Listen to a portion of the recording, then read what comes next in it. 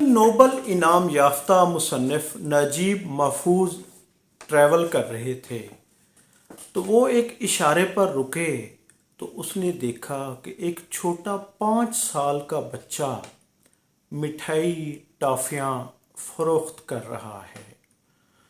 تو وہ پہلے اسے دیکھتے رہے، اس کے بعد انہوں نے سوچا، محسوس کیا اور وہیں پر رونے لگے۔ بچے کو دیکھتے جاتے تھے اور روتے جاتے تھے۔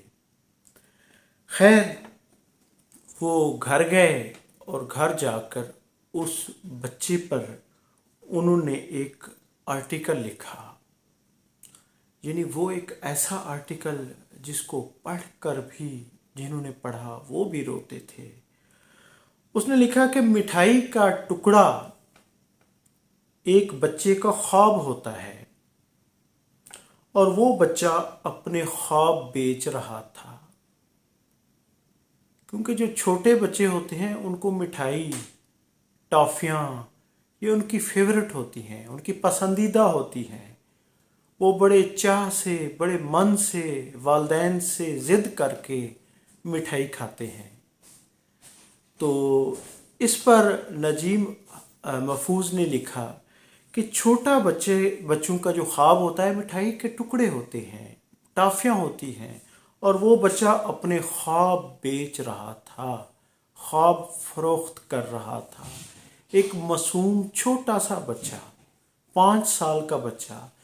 تو ناظرین، وہ تو ایک بچہ پاکستان میں سالانہ لاکھوں بچے چوراہوں، سڑکوں اور ٹریفک سگنل، یعنی کہ اس پر لاکھوں بچے یہ مٹھائی ٹافیاں، غبارے اور اسی طرح کی چھوٹی چھوٹی اشیاء فروخت کر رہے ہوتے ہیں، اور روزانہ آتے جاتے معمول ہے کہ یہ نظر آتے ہیں۔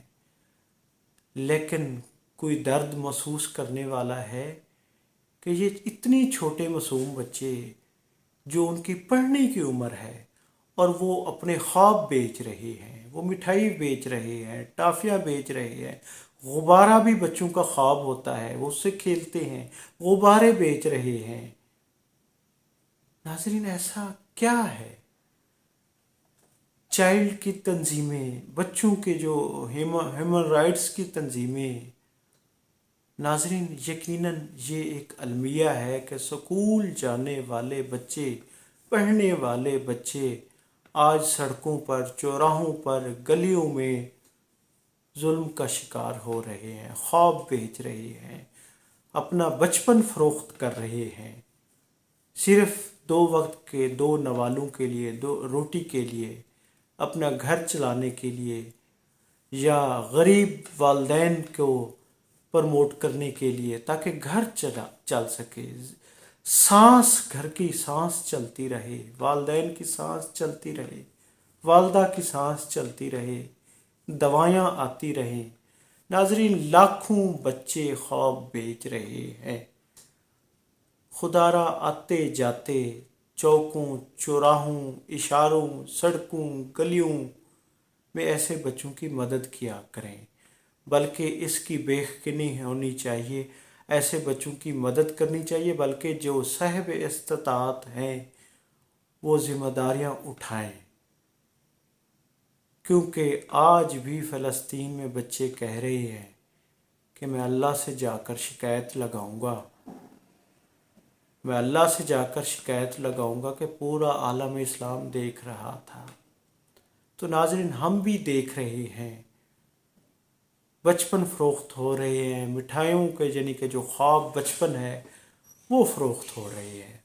تو خدا را اپنے آتے جاتے اپنے ارد گرد معصوم بچوں کو، ایسے لوگوں کو، ضعیف لوگوں کو، بوڑھے لوگوں کو، ان سے کچھ نہ کچھ لے لینا چاہیے تاکہ ان کی حوصلہ افزائی ہو۔ ان سے وہ کچھ کما نہیں پاتے، صرف ان کا گھر چلتا ہے، سانس چلتی ہے۔